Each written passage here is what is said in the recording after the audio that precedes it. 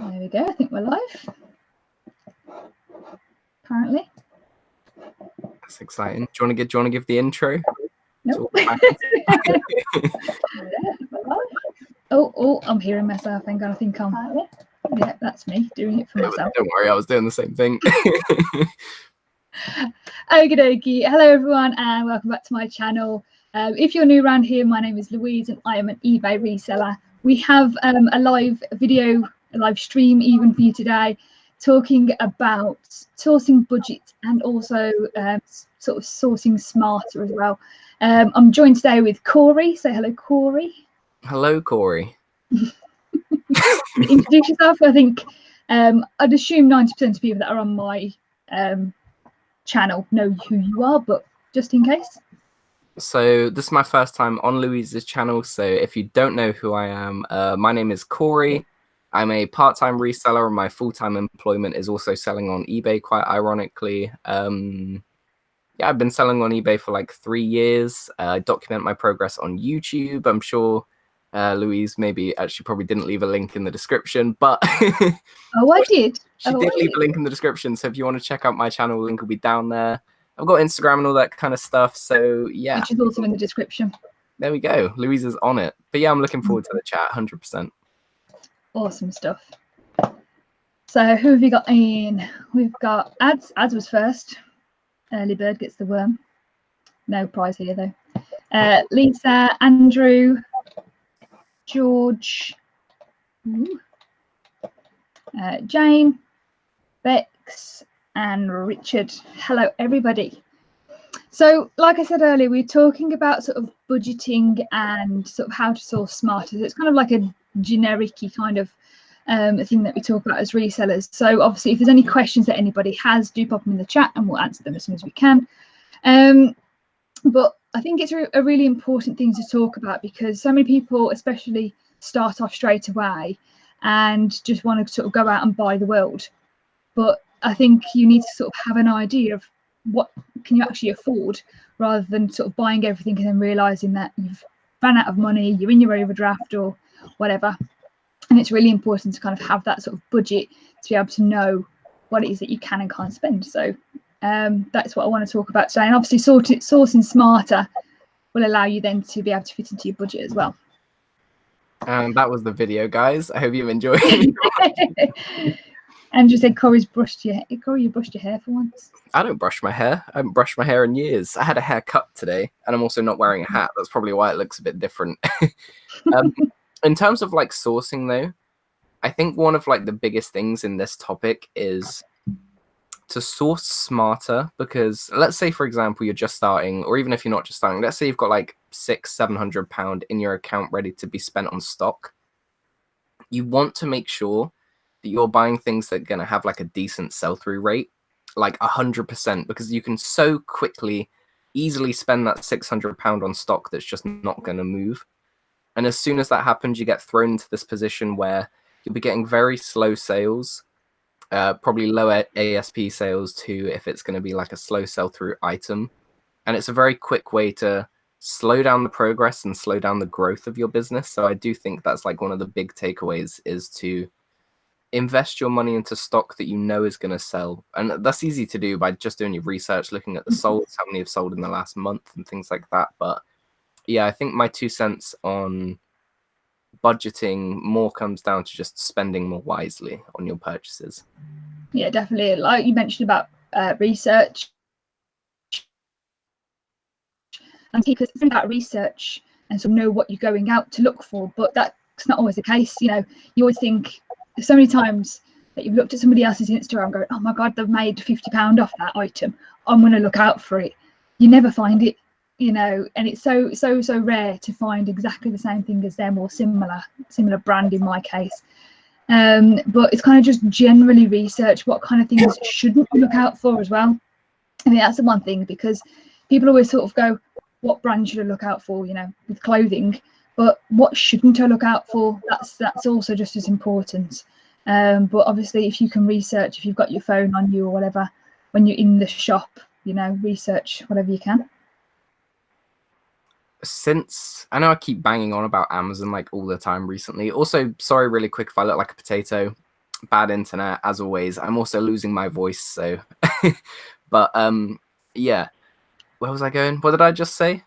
I've completely Amazon. Oh yeah, since I've started selling on Amazon, you literally cannot buy something without searching it because it's just too risky. You're just going to waste money, so you have to scan it to check if you're approved and stuff like that. And since I've been doing that, it's made me so much more careful with what I'm buying for eBay, because before that I would go to a charity shop and a lot of the times I would buy things without searching them. I would just think, like, I'm sure this will make money, like I recognize the brand or I recognize the style of the item and things like that.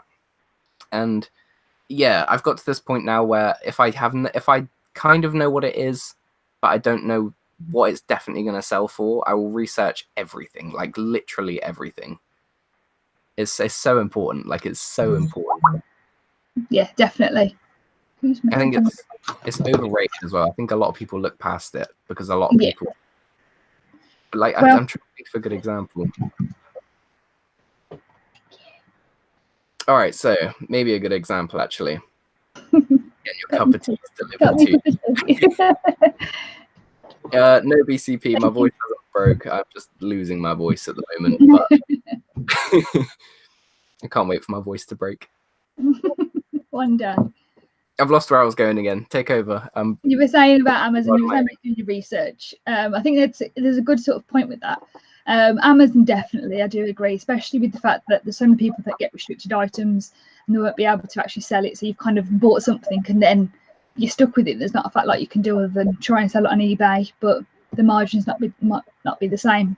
I think the thing with doing your research as well can sometimes be a bit of an issue because, so for example, you're selling on eBay and you buy in sort of quite big bulk, sort of big quantities and stuff. I think if you're sort of stood around researching every single item, you're just completely losing precious time that you could be out, sourcing for everything else. So I think you stood there researching something, trying to get internet connection on your phone or something if you're in a rubbish charity shop, and you find out that you probably should have just taken it anyway, especially something sort of £1, £2, £3 or something like that.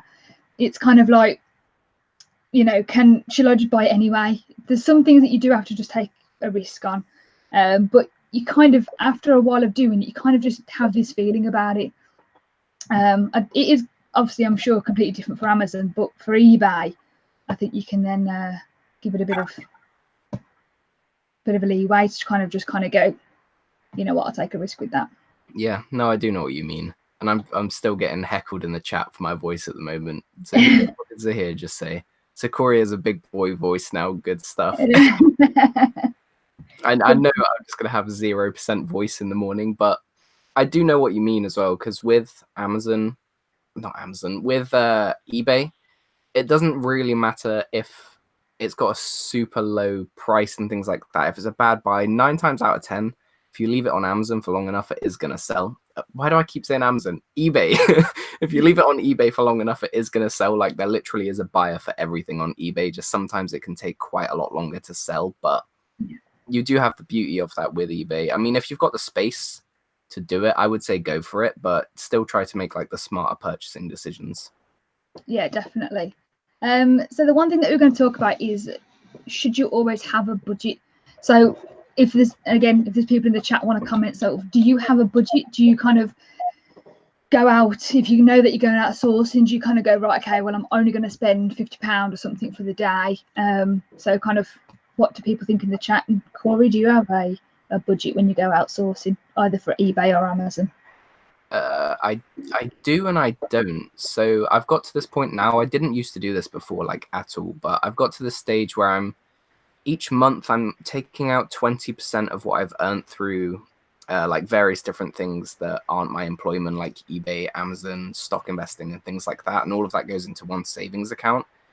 And all of the money the other 80% I keep as liquid cash, and that is the money to be spent throughout that month. So it doesn't matter how much is in that account, I will try to spend all of it. And I think the reason why that's my methodology with buying stock is because for my first year and a half up to 2 years with reselling, all I was doing was investing like every single penny that I was earning, basically.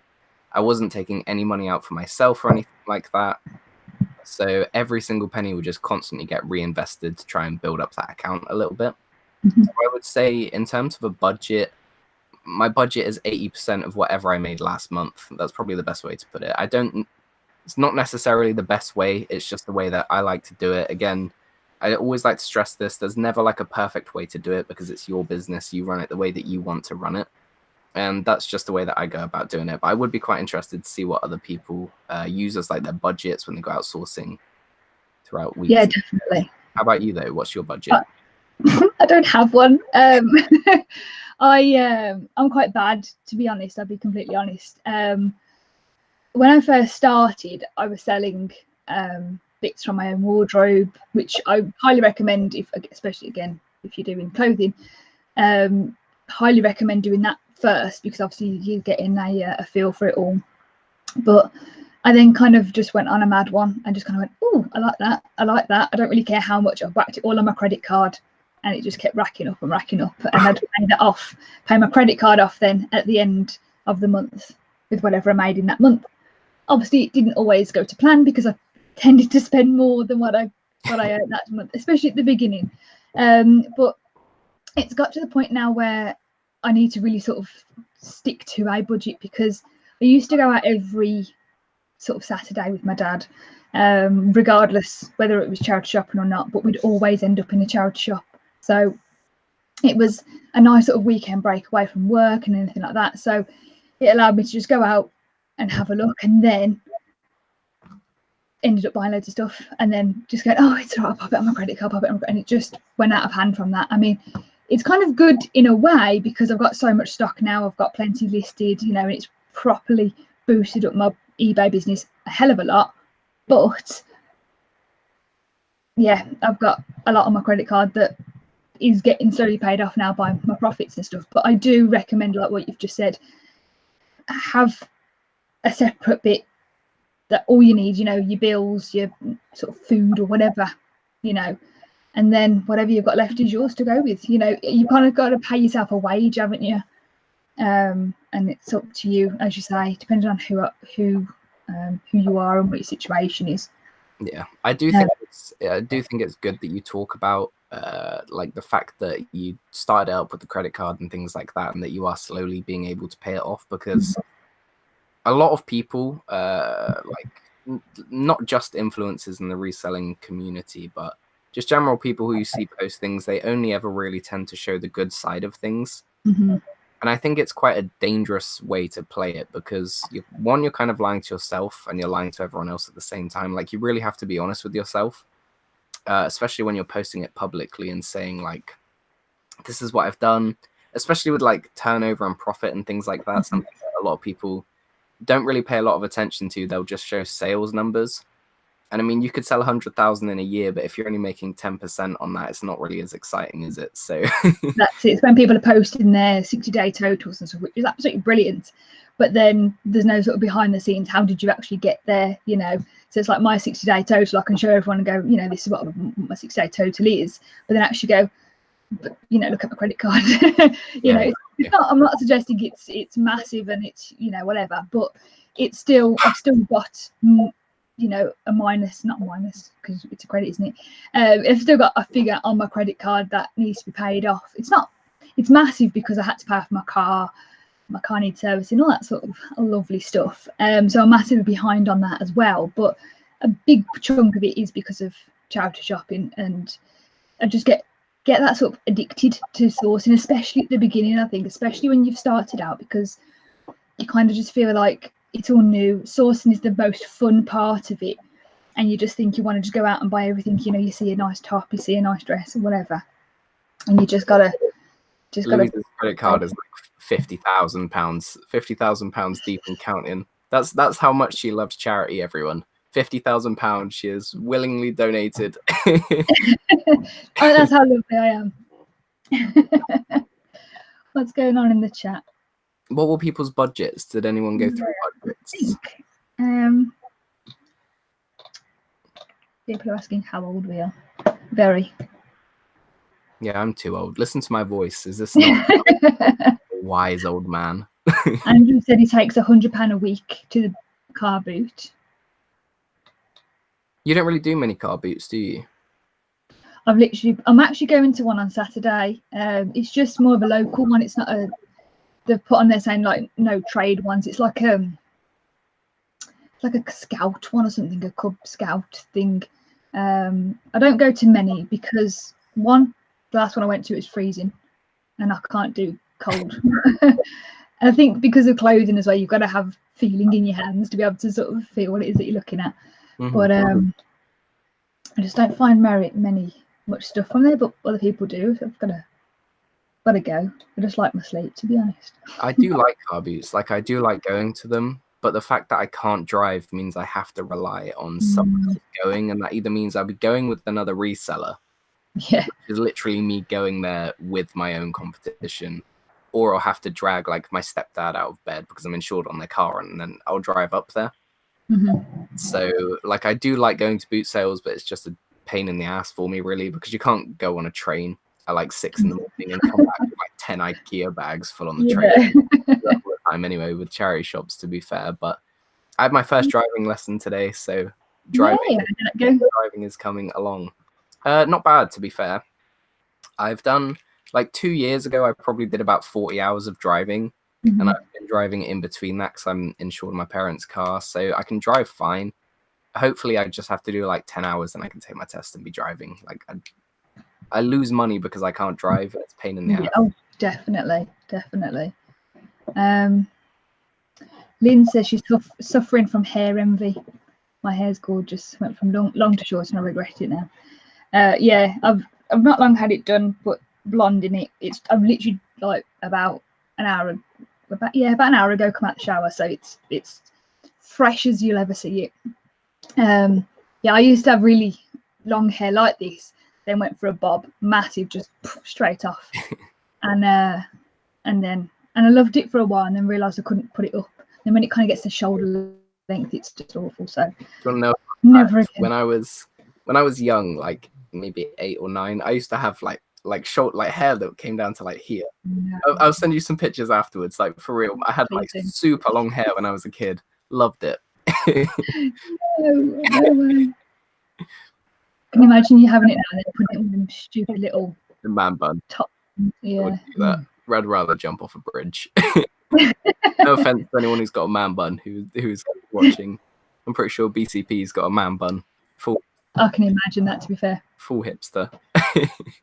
Do we know if BCP is a man or a woman? We've always assumed. I've always assumed that BCP is a guy, but yeah, honestly, absolutely no idea.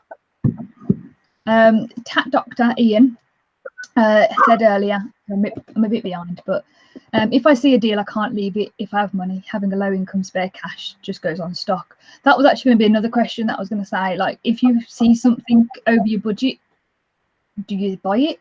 Do you leave it? Depends how good the return would be, and also would depend on how fast it's going to sell. That would be let's say I'd spent like almost everything that I'd made the month before already that month. If I came across something that was like £200-300, but I knew that I'd be able to get, I don't know, £200-300 out of it, like a 50% return, and then I think I would definitely pull the trigger, especially if it was going to have like a fast sell through as well. Yeah, that's fair enough. Like I said earlier, because I don't have a specific budget, if I see something, I'll just buy it. So that doesn't really apply to me at the moment, but I have started to be really picky, especially when all my stock was in this room. I had no room whatsoever for any of my stock, so I had to really start to be picky. But I've got so many empty boxes in the garage now. Then you fill it then. I've got to fill them up. Got to go back out and fill them up. I think I'm going car boot on Saturday at sourcing. So Laura kind of hit it spot on. She just said buy it if the profits are high, which is like bang on, really. You can't really go wrong. Also, Jay has jumped in the chat. Says you're supposed to be editing right now, Corey. I have been editing, Jay. And then me and Louise are coming on the live for about 6 hours, and then I'll get back to editing. I can't get over how raspy my voice sounds. It sounds like I've just drank like a glass of bleach before coming live. It sounds like you're giving what's his name? I was going to say Gordon Ramsay. Gordon I'm Ramsay. thinking Morgan Freeman. Don't know where that was going. Even Morgan Freeman and run for his money. I would love to have a voice like Morgan Freeman. I kind of do at the moment. We've got Georgina in.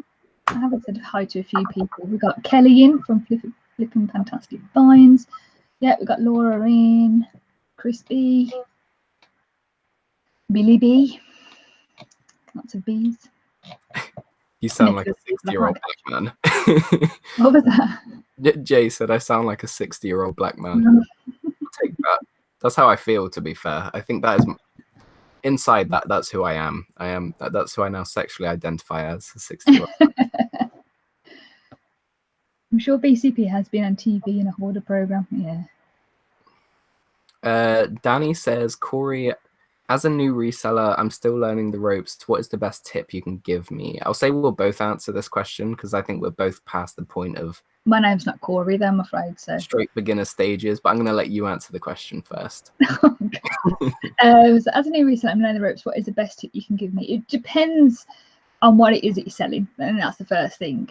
But I think one thing that we did talk about at the start of this chat, which I don't know whether you were in or not, Danny, is your research. Whatever it is that you're selling, you just need to do your research. So whether that is you're selling clothing like me, sort of research the main top brands that people generally sell, what brands to avoid as well. If you're selling other little bits and bobs, figurines, antiques, whatever it might be, just have a look around, speak to a couple of people on the tap chat, see what kind of things generally sell. Have a look on the sold listings on eBay. Just do plenty of research, because there's no point just buying a load of stuff and then you're stuck with it then, because it's not going to sell for anything. Solid. I'd say I'm going to try and give some like out of the box advice, actually, which not really many people cover. I think when you're first starting out, networking and reaching out to other resellers can be like quite scary because you feel like you don't really know what you're talking about. But finding a friend or a mentor who is very deep in the market and understands reselling very well can be an extremely useful tip, like an extremely useful tool that's right in your pocket at all times. They can help you out whenever you run into a hurdle, whether it be like in detail stuff like with PayPal or eBay, things that you don't really know, you don't know how to respond to return requests, all of that kind of stuff. Like finding a mentor or someone that can just help you out is hugely beneficial, and it's never really mentioned too much. So the reason why I mentioned it is because Jay, who's also in the chat right now, who is Bolo Rama, has been by my side since I started reselling, basically, or very, very early on. Hugely helpful for me.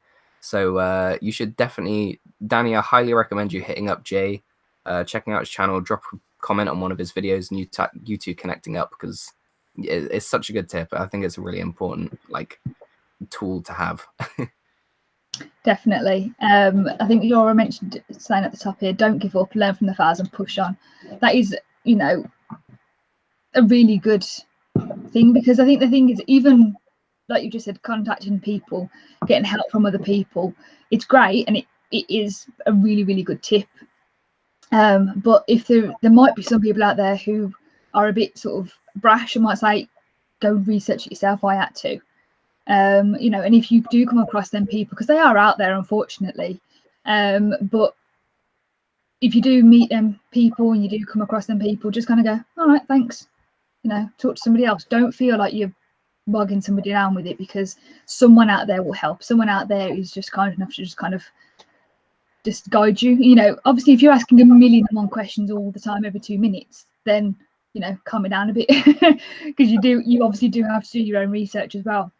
But getting some general guidance, you know, no one's going to hold your hand through it because you're your own reseller, but you know, you've still got to research it yourself. I was reading the chat, I'm not even going to read it out, but who? BCP. I'm not even going to read it. Not even paying attention. Every single time. Well, at least it sounds a bit more manly this time, like a Polly Pocket. True. I did like the Polly Pocket one though. That did make me laugh. How does it feel to be anyone? No one come to him. Look at an SIM fans every time. How does it feel to be live with Morgan Freeman at the moment? I feel privileged. I feel honoured. Tell you what. The white mortgage.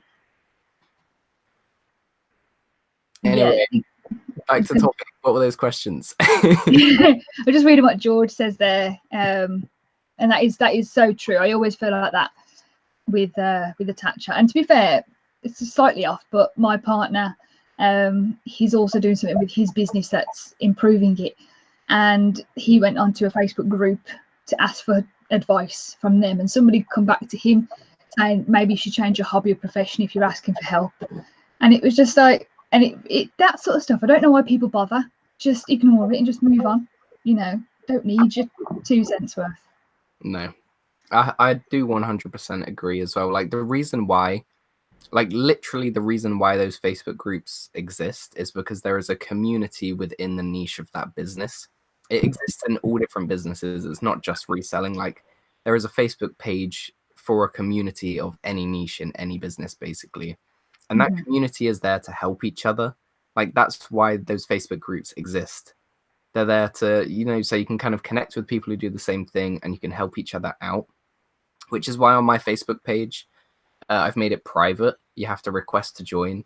And I go through it quite often. And if I see anyone who's being negative in like any kind of way, I cut them out straight away, because I want it to really be a group for people who, if you're new to reselling, you can ask a question without feeling like you're going to get slated for it. And I understand with the chat, like, the group is that big that you would probably have to employ someone to actually trawl through it and do things like that. And it's just not really worth the money. But yeah, I do agree with what a lot of people mean. So, well, props to you for your camera a second ago. It was like sort of 2/3 of whatever you were talking about. Well, not whatever, you know, 2/3 of when you were talking then was crisp and clear. You didn't look like a potato. No way. So, life's getting better. Direction.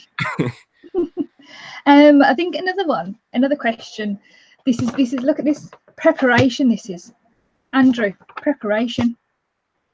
I've written down here, do you tell charity shops or wherever else that you might go, but I think charity shops are kind of your main one really. Do you tell them that you are a reseller? Because sometimes they can sort of say, you know, I've kept some stuff at the back for you and things like that. So have you ever told a charity shop that you are? I have, yeah, quite a few times. And I've only had one experience where they've not taken as kindly to it. But the majority of the time when you tell them you're a reseller, they like you a lot more a lot of the time, because they know that you're there to buy things. And especially when you say to them, like, I could spend like up to £100 a week in charity shops plus, it kind of gets me a bit excited, and it can lead to like backroom deals and things like that, which have came through a lot of times from me just mentioning that I am a reseller to the staff that work there. But again, you kind of need to gauge the person before you tell them. Otherwise, it can end in a bad situation, which was like when I was basically explaining to them, we just stood at the till, I was buying something, and she said something like, I think it was like a Sylvanian family's car or something like that. And she was like, the kids are going to love this. And I was like, oh no, this didn't go into the kids. Like, I buy and sell things online. Like, it's going to go on eBay. And it was just the face she pulled, and then she basically didn't speak to me. And then every time I've gone back into that charity shop and she's been in there, she just stares at me, like, to kind of see what I'm doing. And I make it so obvious that I'm in there to buy and sell things. Like, I'll be stood there scanning a book, put it down, pick up another book, scan it, put it down, pick up another book, scan it, stand there searching things on eBay. Like, I really don't care if people see what I'm doing. And yeah, I really don't think she likes me, to be honest. But I'd say 9 times out of 10, it's definitely worth just mentioning that you're a reseller if it comes up in conversation, because it can normally lead to good things. How about you? I don't know. I think I haven't plucked up the courage to say it to anybody. I do have a few local ones that I can go to, but because I venture out a lot, I kind of pop to different ones, and then once a month, then I'll go back to those other high streets and stuff like that. So I kind of do a lot more traveling to different places. So I don't really have a set place that I always go to. My local one is a 199 Bernardo's, so they're great. And they are also a depot one that sell it that send it off everywhere, so they'll get a fair whack of stuff in. So I have thought about telling them as well, because there's always a woman in there. And actually, when I went to go buy a lot of stuff the one time, she went, well, I'm glad I found how to do the 10 times button, because there was somebody that come in November and they bought so much stuff I didn't know what to do, and I'm stood there thinking that was probably me. But I don't know, I don't have the courage to say anything. I did go into one charity shop. It's when they always say, because obviously, like I said, I buy clothes. Every time I take the, oh, have you tried them on? And I want to go, they're not for me, but I kind of go, oh, no, they'll be all right. And yeah, about your comfort zone sometimes, though. Like, most of the time, the progress comes from when you really push yourself out of what you're comfortable from. That's when the biggest changes happen. So I recommend trying. I'm going to say, actually, I'm going to challenge you to this, and I'm going to keep you up to it. And I know you don't want to do it. I can see it in your face so much. Next week, you have to go into a charity shop and mention that you're a reseller.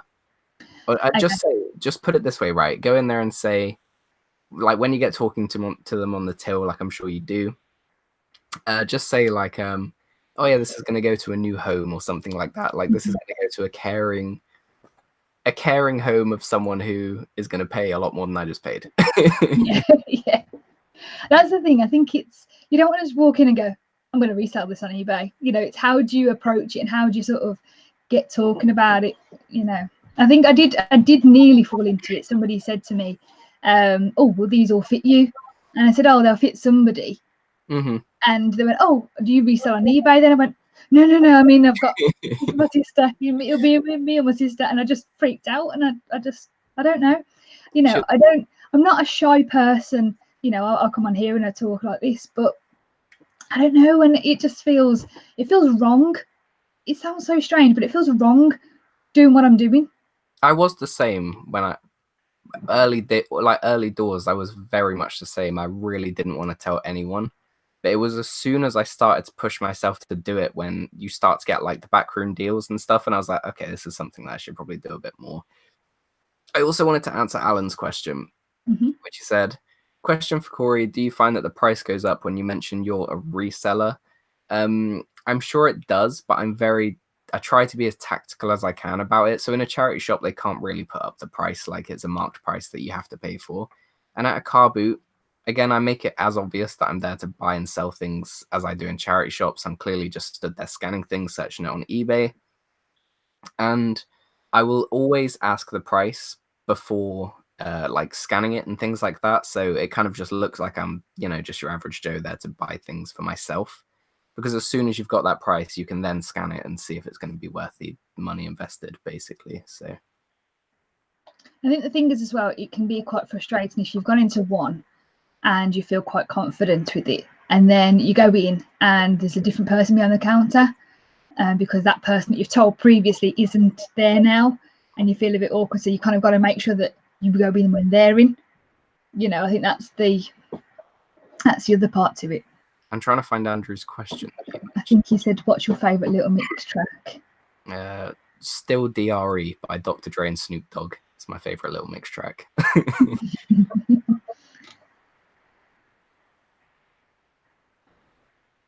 Yeah, Laura said the classic, oh yeah, my niece would love this Sylvanian set. I say that. I've picked up kids' clothing and oh, is this for your daughter? And I'm like, yep, 11-year-old daughter. Yep, that's the one. It is funny the things that you come up with when you try and like think of it on the spot. I kind of do it for fun now as well. Like it was, what was it? It was a retail arbitrage deal for something that I was going to send to Amazon. Actually, I'm not going to say the product because this was only a few days ago, which means you could probably go out and still get it. But I bought about 7 or 8 of the same thing. That board game, I can say that it's some sort of board game from somewhere. And the woman was like, how come you're getting so many of these? And I was like, big family. Christmas presents. And even though it's like the 5th month or 4th month, I was like, Christmas presents, just going to keep them until Christmas. Yep, everyone of my family, even my great-great-grandma, she's going to love this. And it's that speak out or whatever, when they're going to put the thing in. Yep, great-great-grandma will love that one.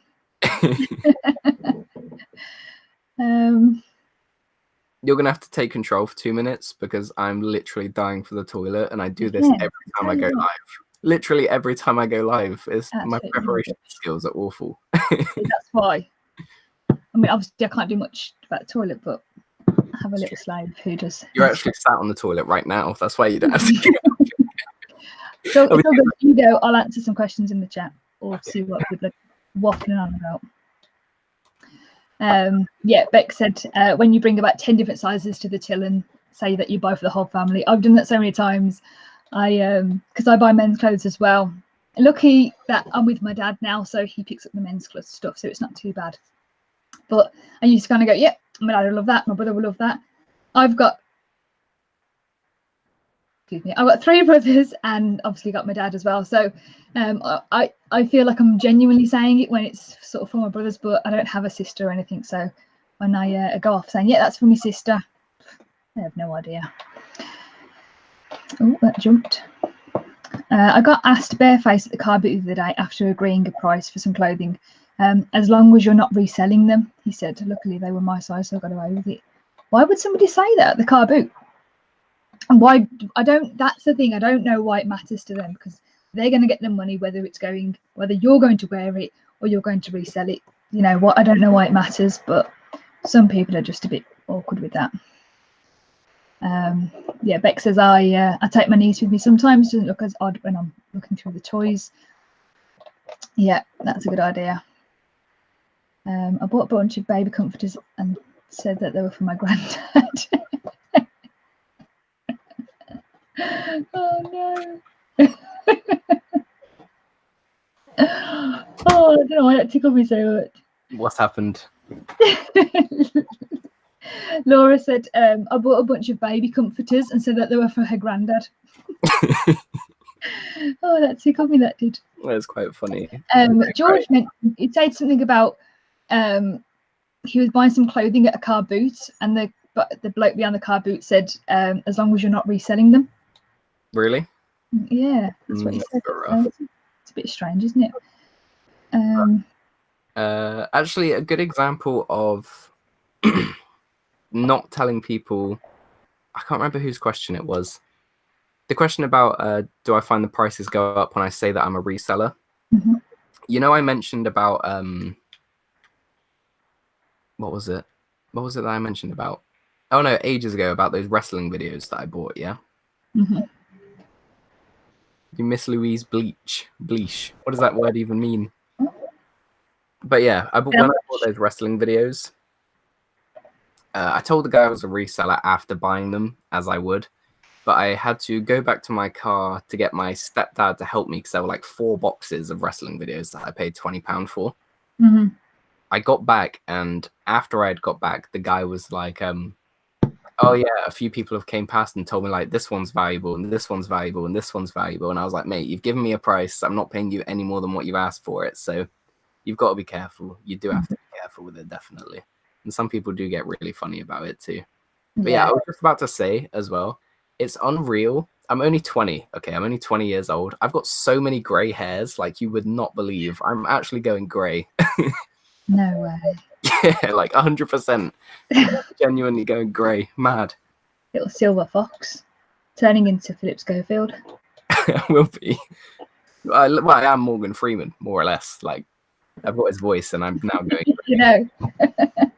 See, I just dyed my hair grey. I asked it to be silver, and some bits went and some bits didn't. She said that it wouldn't be able to happen. So I've got some blonde bits, but like there's some bits that are like proper silvery. And I look going, oh God, I don't want to be grey anytime soon. I wish that I had got that out of choice. I think my mum went grey, not grey, but got grey hairs really early. So fingers crossed that doesn't happen to me. I think I'm going to get it. We've got 39 people watching right now and only 8 likes. So make sure that you smash that like button. It helps share the video around YouTube. And we are really trying to push Louise's channel to try and get it up there a little bit, you know, get us seen around YouTube. So it would do her a massive favor if you guys could quickly just scroll down, hit that like button and come straight back onto the video. Thank you very much, Corey. That's so That's kind good. of you. Ad says I leave for a minute and the chat has gone off topic. Don't worry, Ad. Since you've been gone, I've gone to the toilet, spoke about my hair going grey, told a story about the a little burp. Accidentally. It wasn't, you couldn't hear it, but I had to stop talking for a minute. Crispy, I got some stuff from 1CS, Game of Thrones stuff. Sold it all, went back for more. She asked why I was buying more, told her I sold them. She wanted me to make a donation on my profit. Oh, wow. That's awful as well. I understand why people on both sides get funny about it. Like, I understand why a reseller can be uncomfortable mentioning that you're reselling things from a charity shop. And I can also understand why someone who works in a charity shop can be uncomfortable with someone reselling something from the shop. But at the end of the day, when it all boils down to it, and you hear people say it all the time, you are paying the same price that anyone else is going to pay. And as a reseller, you are probably going to be buying more than most people are going in the charity shops to buy. So the relationship between a reseller and a charity shop is beneficial, but both sides are kind of uncomfortable about that beneficial relationship, if that makes any sense. Because it does feel like, obviously, you want to give charity, give the money to charity and stuff like that. You're happy to help them. If they've got a lot of stock for you to buy, then absolutely fine. I'm happy to buy, like what I'm like, I don't care. Buy the lot, it's all good.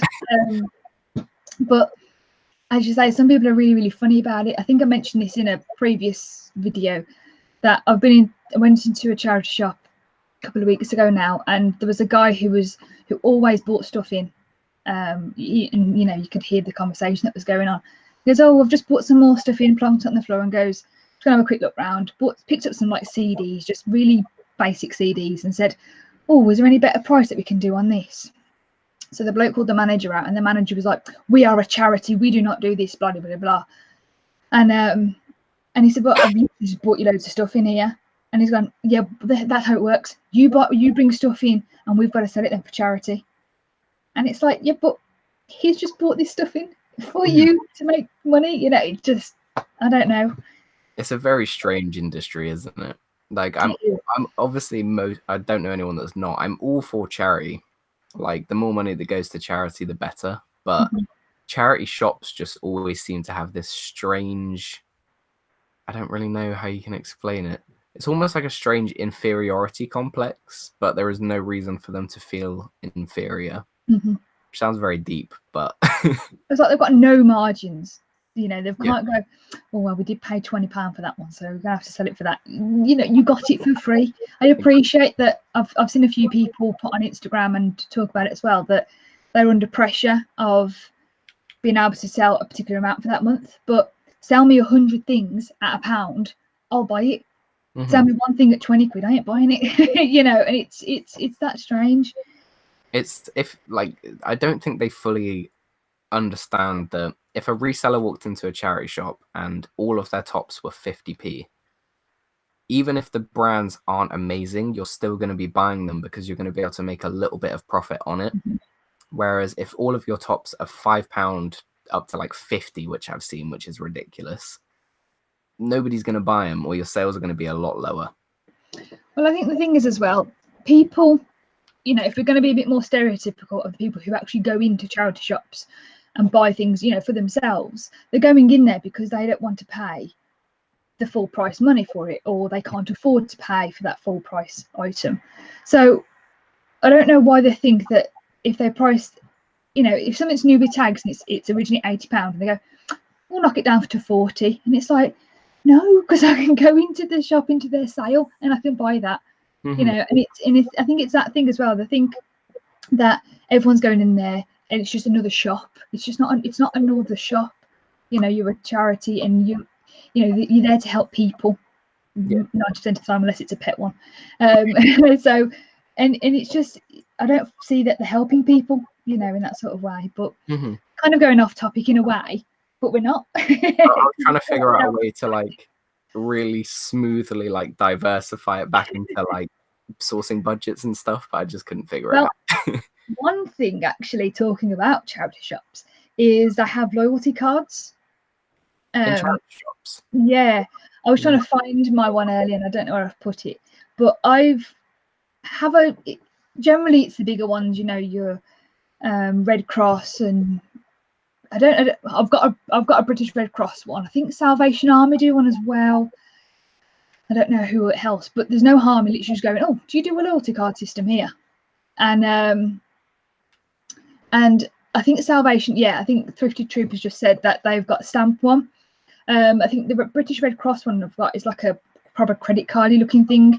I think then they scan the loyalty card and you then get money off, I think, for your next time you go in.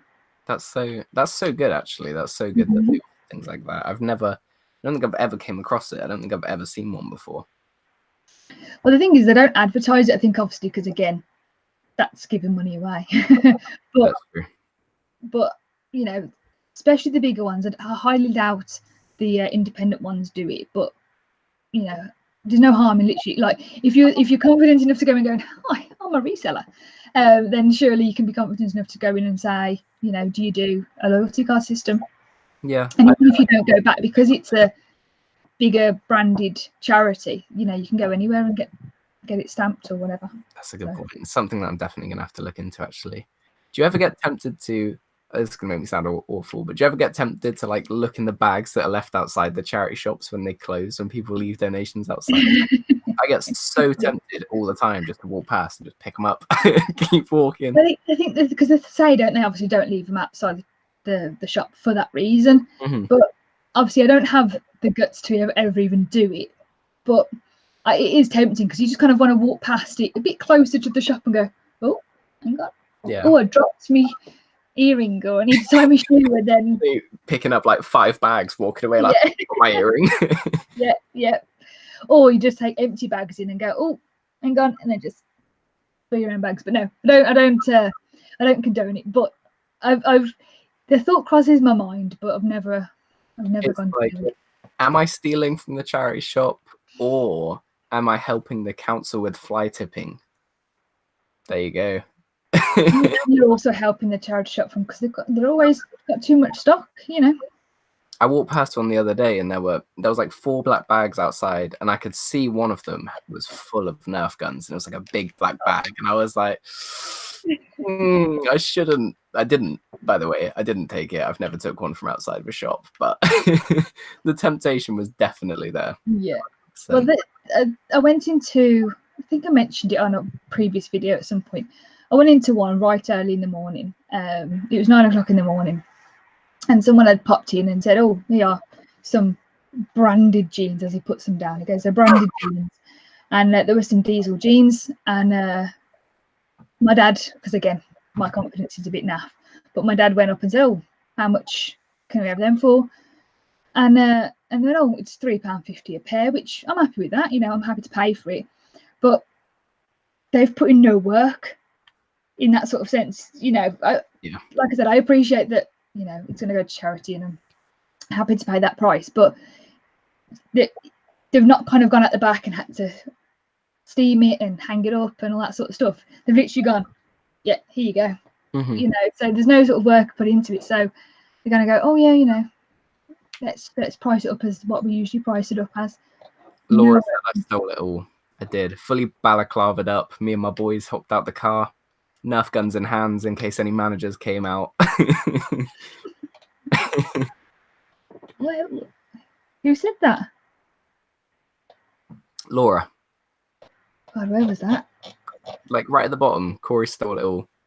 He lies and says he buys house. No. Oh yeah, so yeah. Morally, I wouldn't take something from outside, but if I saw a bag full of valuable games, a flat Eric or something, I don't know what I'd do. That's the thing, you know. Obviously, you're saying I wouldn't ever do it, but I don't know. It is tempting, isn't it? It gets so tempting, and I know, like, I don't think I ever actually would, but if I walked past it and I saw, let's say, for example, you saw a bag and it was full of Supreme jumpers, like legitimate Supreme jumpers, and you saw like Gucci in there, Louis Vuitton, Prada, and it's just sat in the rain outside a charity shop, you'd be like, don't know if I should leave that there. That's gonna get dirty. It's gonna get wet sat there. Oh dear, I don't know. I feel like eventually in my life at some point I'll end up coming on here going, I stole a bag. I'm sure I will at some point. Or you'll do a live stream from prison and you'll be like, yeah, I stole a couple of bags from charity. Yeah, they were actually planted there waiting to be taken. Yeah, Laura, again. A box full of crystals. Box full of crystals. Yeah. Drugs are bad. Okay. Yeah, there you go. That is my video title. I stole from a charity shop. Get 1 million views from that. I think I've seen a few videos that are like, I stole from a charity shop, and then you watch and they're just so clickbaity, and you've gone, although it actually doesn't mean stole, it just means I bought it was a steal kind of thing. Yeah, that's it. I hate videos like that. You think you'd post money through the door? Would you though? Because I'd be that nervous that I'd be like, you're running away, like clothes fly all over the place. My card in on the door. Nope, it's not working. I'm gonna go dumpster diving like they do in the States. I don't think any sort of dumpster that we might have here is worth diving into. No, I also don't think I'd leave money through the door, because I think they'd probably take it more as an insult. Like, this is what I think your clothes are worth. 20p. We know what Louise's browser history is like, looking for people stealing. Too right. Looking how to do it efficiently. Like, Amazon searches are like blacked out balaclava, books on how to get away. Pretty much. Free money. It's free money sat there. Lex said, I believe in karma, too much to risk it. I don't know that one. I said Lex. Yeah, I think that's the thing as well. I think that guilt, you'd be listening on eBay going, oh, I hope nobody notices this top. Have you ever had like a bad experience buying something from someone who, like, they kind of figured out you're a reseller, or like kind of iffy about it? Have you ever had that? No, I don't think so. Like I said, many people don't know, not even my friends from work know. I don't know. Like I said, it just feels like I'm doing something wrong. I don't know why. It just feels, because so many people tell you that it's, it's not a job, but it is a job, and I think I'm just kind of, I haven't mentioned it to anybody. Only people on here know. No, so, have you? Have I mentioned it to people? Have you had that experience? A couple of times. Nothing like major though. More just like weird looks and disapproving voice tones. But it's so uncommon. Normally when you tell people that you're a reseller, it goes either one of 3 ways, but mostly one of 2 ways, where one, they don't really care because they're just getting rid of their stuff anyway, or it'll help you get more stuff from them. That's happened to me a few times too. The guy at the car boot, in my old videos, I always call him my game guy with these fingers, because he would always do me like these huge deals, and that was because I mentioned to him that I was a reseller, and we got talking. I speak to him all the time now. Like, I'll chat with him for like 20 minutes at the car boot. He's an Amazon seller, so he completely understands like where I'm coming from and stuff like that, and all of his stock is basically stuff that he can't be asked to deal with at car boots, which means I can get it super cheap, which is so good. So yeah, I do really recommend, like, everyone watching, just do it. If you are uncomfortable telling people it, force yourself to do it. Even if you just do it for like a week, if you're like, okay, this week I'm going to put myself out of my comfort zone and do it. If nothing comes from it, fine, but something could come from it. Like, you literally never know. So yeah, that's it. I'm looking at the chat. Ads is talking about karma, and he said that he ate 30 Easter eggs and got Cavatini's tooth. That's karma. I think that's just sugar, to be fair. I think that's karma. If it's self-inflicted, I don't know if it's karma. I don't think I believe in karma. Well, I mean, I don't believe in karma. It's not, I think. I don't. I know it's going to make Don't put this onto a philosophy channel. I understand. Like I believe in the concept of karma, but I don't believe in karma, which is probably going to trigger ads even more. Because I understand that if you're nice to someone, someone will be nice back to you. Mm-hmm. By doing a good deed for someone, they kind of owe you that at the same time. So I mean, it exists, but I don't think it's like a, you know what I mean? Yeah, Like I've never really thought about it. I think in the back of my mind, I believe in it, but in a sort of spitey way, more thinking, rather than if I spicy. do this, if I do this sort of good thing, something good will happen to me.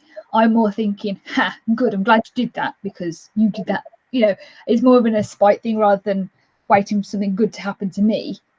Hoping that person who was horrible to me earlier is going to get, like, if I know you don't drive, so I apologise, but if somebody like overtakes you and speeds down the road, and you think, I hope you get bloody caught or get caught speeding or something like that, and you just have that hope that karma gets them. Mm-hmm. But I don't think I believe in it for myself. I don't know. I've never really, as I thought about it. Yeah, no, I do agree. Andrew says, Jesus, can we talk about reselling? I don't think Jesus is real, Andrew, so he probably won't be able to talk to you about reselling. I wonder if Jesus believes in karma.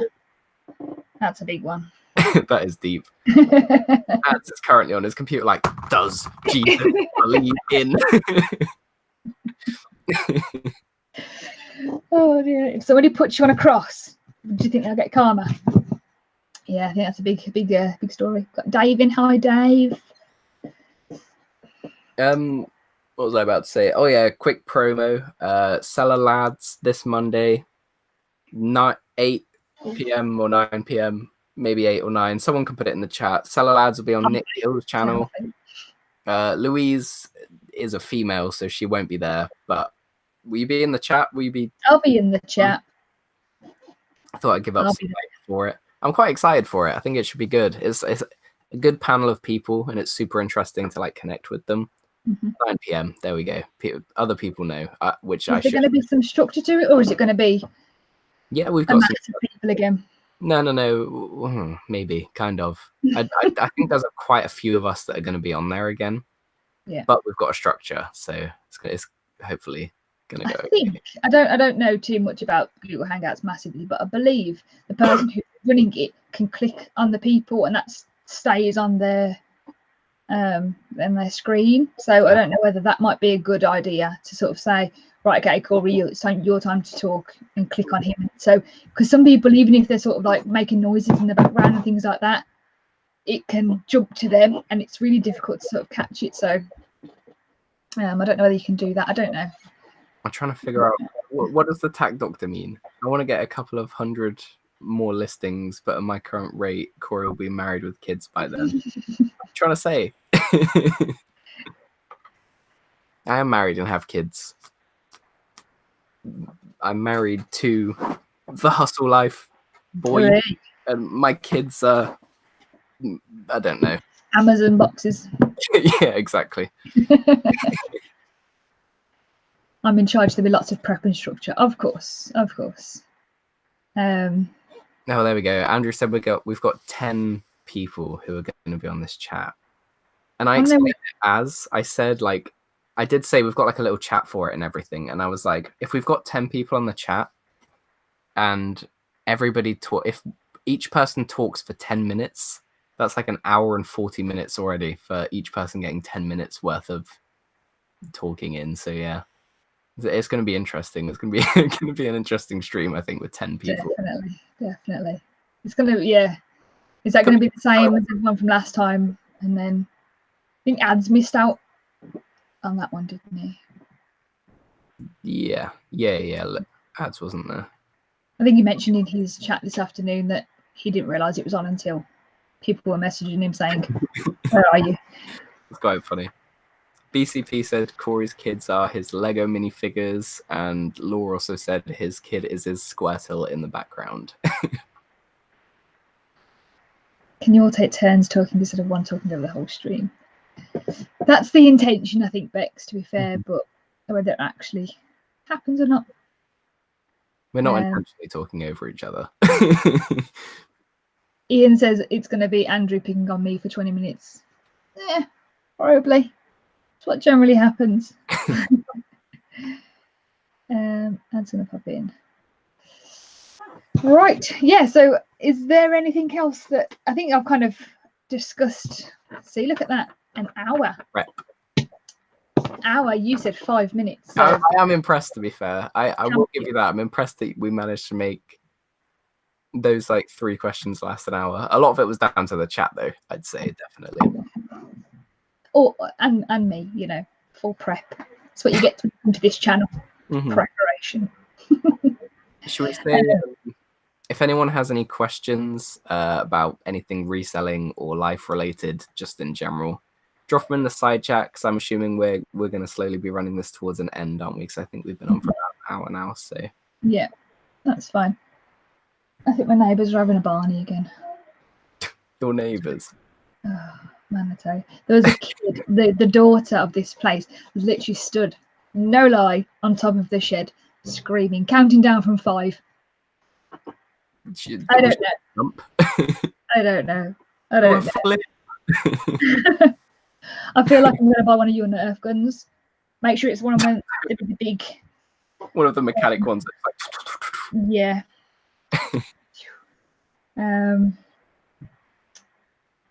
What is going on here now? I have no idea what people are talking about in the chat. I don't think people are talking. I think it's just Andrew. Should it be seller gents? I know they're no gents, but to be fair, it's called seller ladies. And see, I actually was going to mention that. I want to know where sort of seller lads come from, unless it's just because it's lads, gang. That's the thing. I don't know anybody. It'll probably like you and George Ross. Going is more of the lads. Everyone else is like a lad. I'm a 80-year-old black man, apparently. So if you 80, you were 60 earlier. I age quickly. Them grey hairs coming to catch you. Yeah, but yeah, no, I don't think any of us are gentlemanly enough to call it that, really. Maybe Tom and maybe Nick, probably both the most maybe Derek as well. Apart from that, I'd say we're all just a bit dweebs. That's it, seller dweebs. That should be dweebs. Beck said, I meant in the lads. Yeah, that's what I was saying. I think that's the intention, that people are supposed to all talk at once, at separate times, not at once. But I think it's always the nice intention, but never happens. It's difficult when you've got like 10 people. It is difficult. What are you gonna say? George wants to know where you're from. Why'd you have to think about it? I'm from Devon, a little town called Dawlish. Not very exciting. Always sounds so cute, that place does. Dawlish.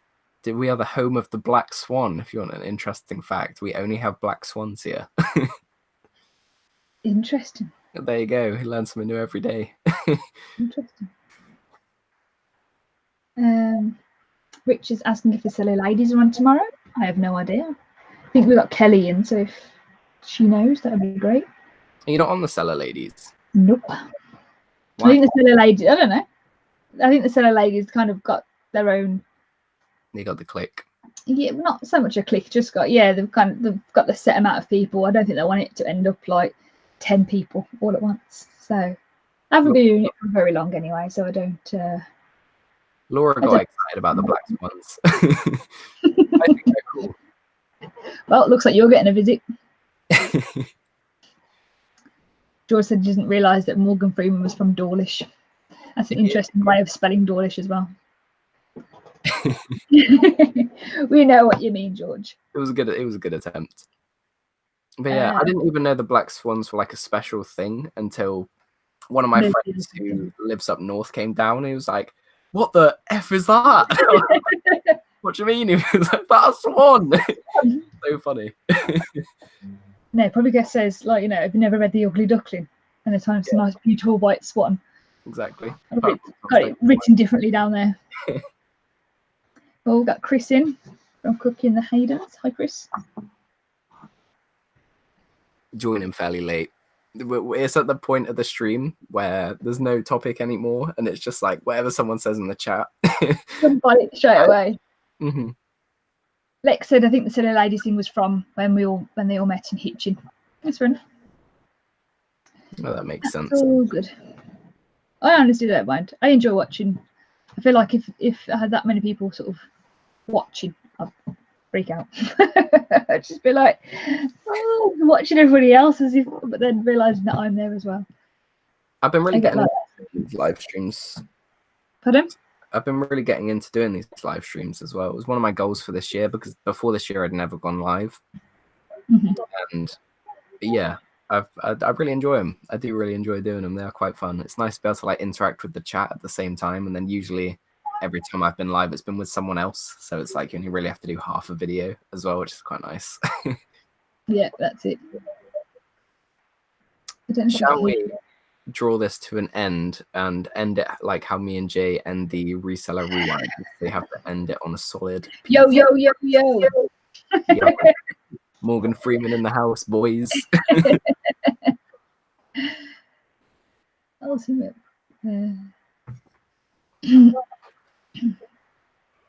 I'm just I always do that.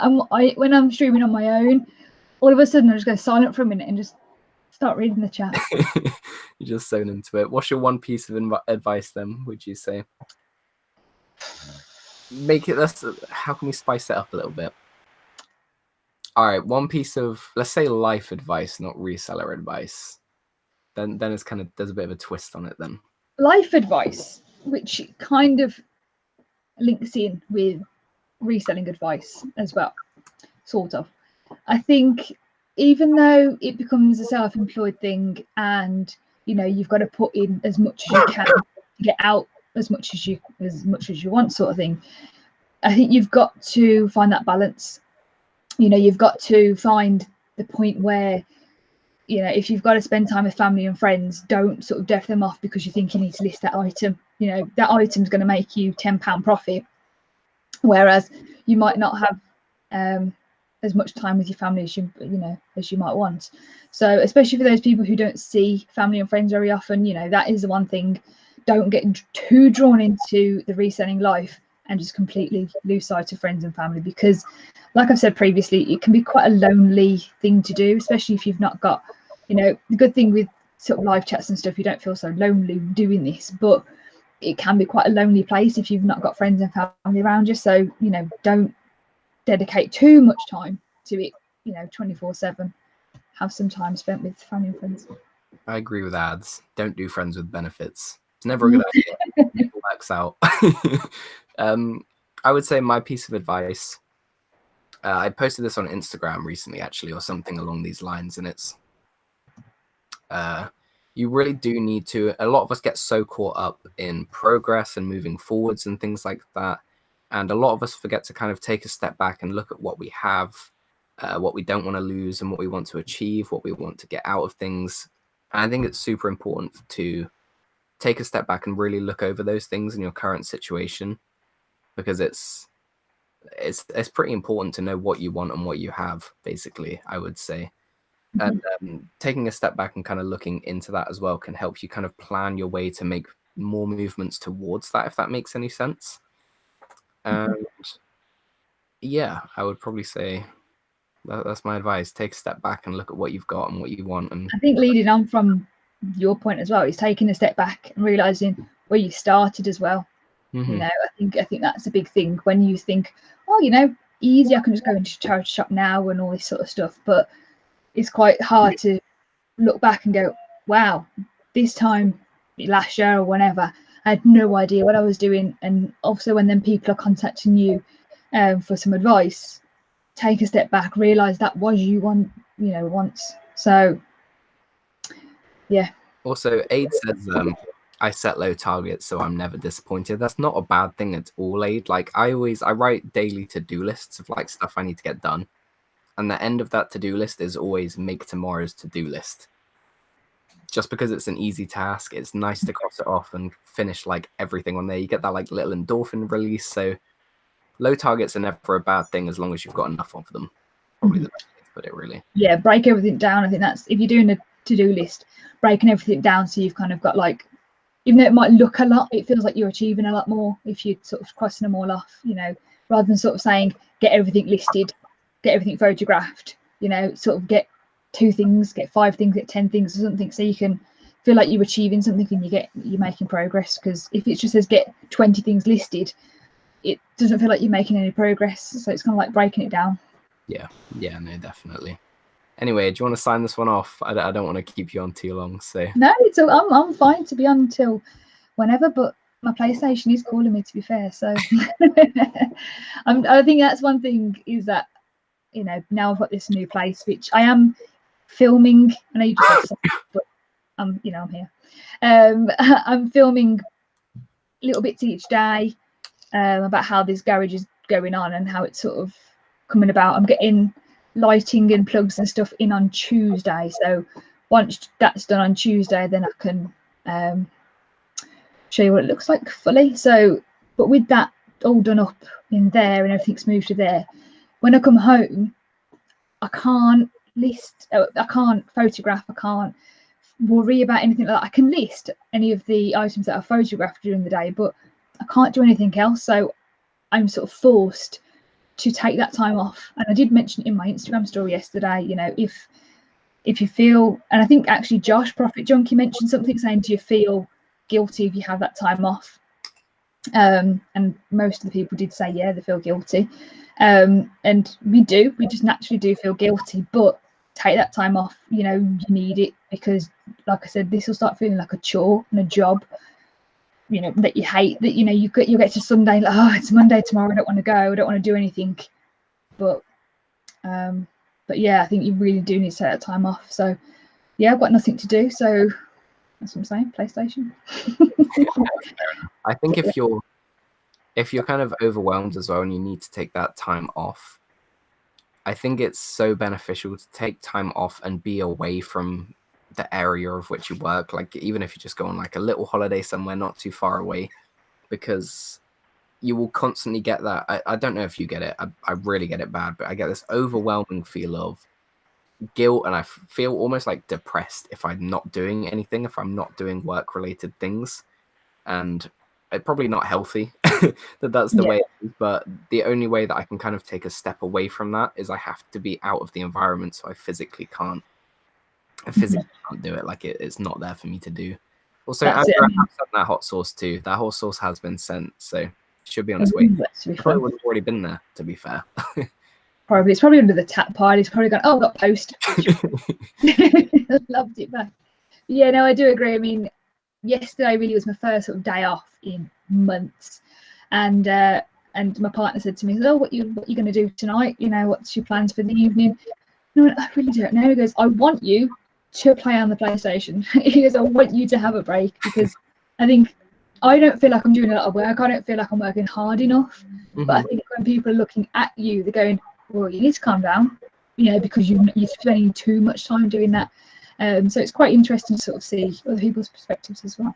It's a strange paradox, isn't it? Because I get that exact thing.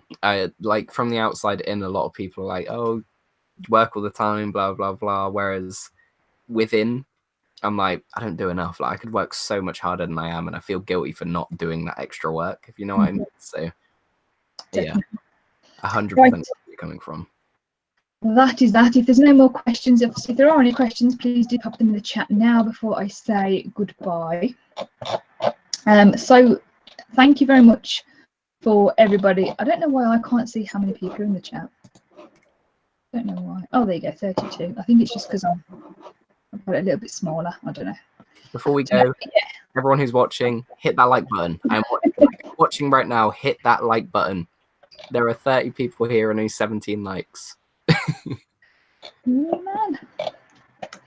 I looked at some of my things earlier actually, and didn't realize that some of my videos are getting a hell of a lot of more views than I thought they would. And I'm looking thinking, oh my god, what's going on? It's all sort of going a bit crazy, but you know, I appreciate it. I massively appreciate it. So thank you very much. Well, first of all, thank you very much to Corey for coming on and having a chat with me. Hopefully, if this has been kind of the third time we've done this now, but this is the time that we've been here without Andrew. Andrew's been busy, so it's just been the two of us. So next week we'll probably end up doing it again next Thursday, same time, possibly, maybe, if we're all free. But yeah, it's been quite good. I enjoy these little chats. It's quite nice to have a sort of a small chat. And yeah, I'll try and tell people at a charity shop that I'm a reseller, and I'll And hold you let to you know. that. I'll let you know. You're accountable. But yeah, so as I say, thank you very much to Corey for coming along and chatting with me today.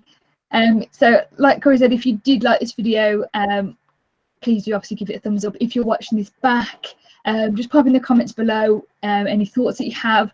Is there anything that you do to source smarter, anything that we didn't cover? You know, please let me know and I will respond to them. So thank you very much, Corey, and thank you everyone in the chat for watching, and we shall see you soon. Bye guys. Bye. Gang.